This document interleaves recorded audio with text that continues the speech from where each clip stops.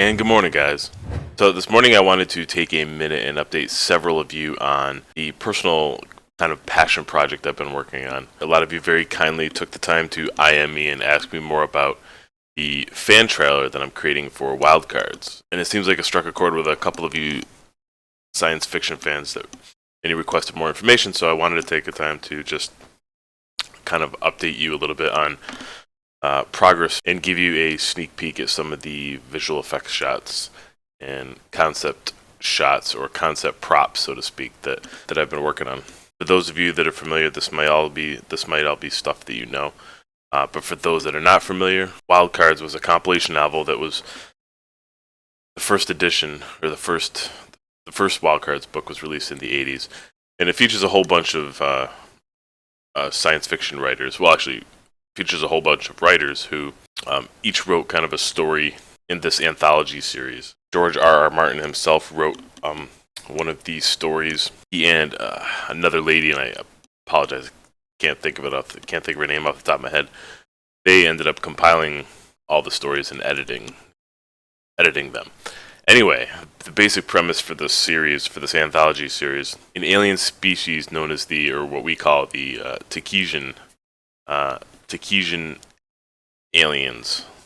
They're genetically similar to us, and they end up testing this organism virus. Instead of testing it on themselves, they test it on humans, which are like 99% genetically similar to their species. But ahead of that, one of their members, one of their scientists slash telekinesis wielding citizens happened to be a doctor, and came over and warned us, and wasn't ultimately able to stop them from releasing the virus on us, but felt guilty thereafter, and as such, vowed to spend his life treating the afflicted, so to speak. But the virus itself, the reason it's called Wildcards, the virus itself is very much a wildcard effect on whether it could infect you with a superpower or it just leaves you in a disfigured or debilitated state. And then it didn't affect some people at all. So there was this very, very much this wild card scenario of what would happen if you were infected. So thus is born the name Wild Cards, and then thus is born the concept of jokers and aces. Jokers being ones that got the crap end of the deal, and the aces, which are have some sort of useful superpower, so to speak. That's kind of the foundation for the series.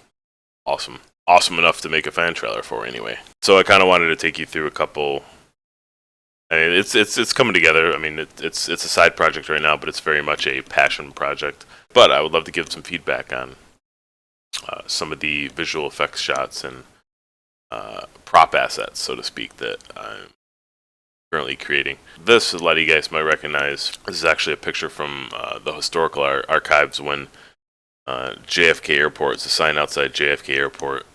When it was renamed to JFK, or John F. Kennedy, it was formerly it was known as Idlewild Airport, or actually officially it was the New York International Airport. Anyway, they renamed it after, I believe it was after JFK was assassinated. They renamed it to the John F. Kennedy Airport. And that picture was taken in 1963, I believe. So from here, obviously, I had to extend the canvas because I had some plans to flare up the sign, so to speak. Then I had to clear out the actual old signage, and then from here, add in obviously the Tomlin.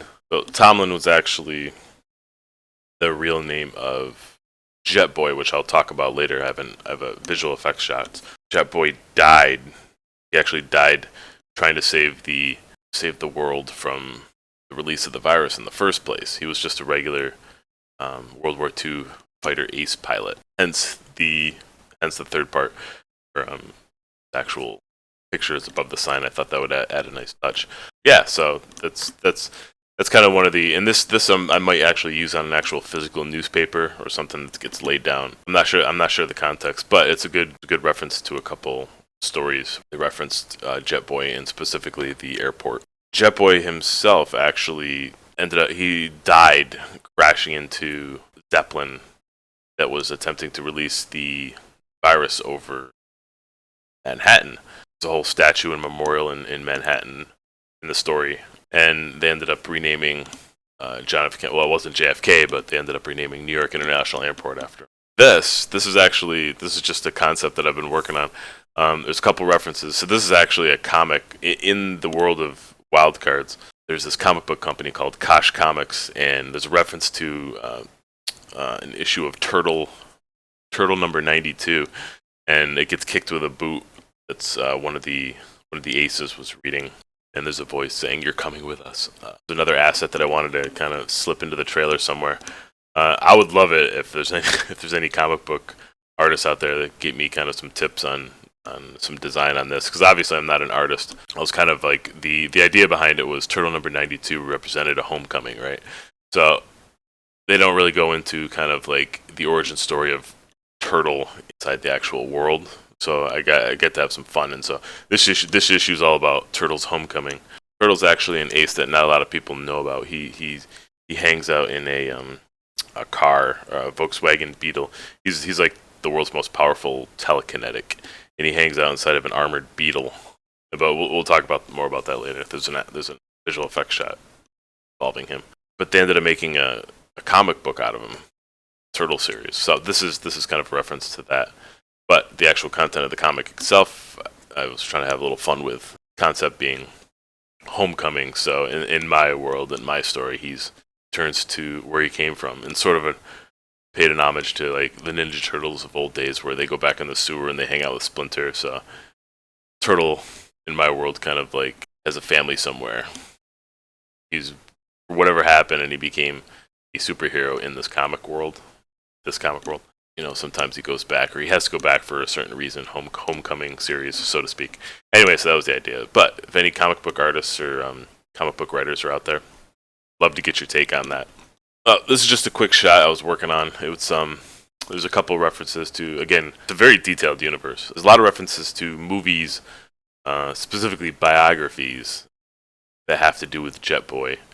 Jet Boy being the one that, you know, it's kind of enshrined in godliness because he tried saving the world from this virus. Ultimately failed, but he died trying to save the world.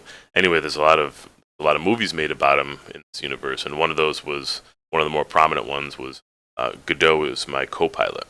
So this I just wanted to kind of make a reference to quickly. This is a visual effects shot I was working on, and I picked Capri Drive-In. One, because it actually opened in 1964. Well, actually, one first because it's still open today, so it's one of the few drive-ins still open. So I wanted to give a shout out to them. Thank you.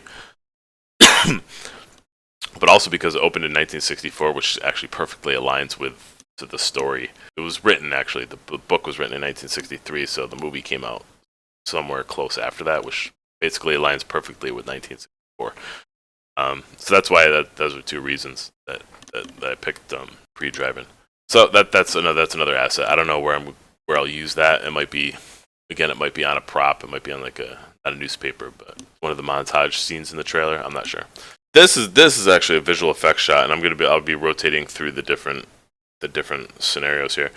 So this is actually just test footage. Well, this is the airship that's delivering the virus to New York City, and this is actually footage from Jersey, of Manhattan. So it's going over the Hudson River, and what we're looking for now is this actually came over from the East River. So I actually need footage of the opposite side of Manhattan. But aside from that, I did find some cool footage. So this is just test footage I was working with, and there's a lot of considerations. Obviously, the building first, the new Trade Center building. Obviously, if I were to use this, I mean, there's a lot of research that goes into a shot like this, because you have to look at skylines. You have to look at what buildings were around in the 1940s. 1946, I believe, is when it actually happened. There's a lot of research that goes into what was actually around, what buildings were actually around. Yeah, so there's multiple phases for this. There's obviously the back plate. Again, this is a temporary footage, and there's going to be the blimp coming in, and there's actually an element not in here where there's the Jet Boy actually flying into the blimp. Awesome scene. It is World War II biplane, so that's pretty cool. And then obviously there's the top layer of an explosion.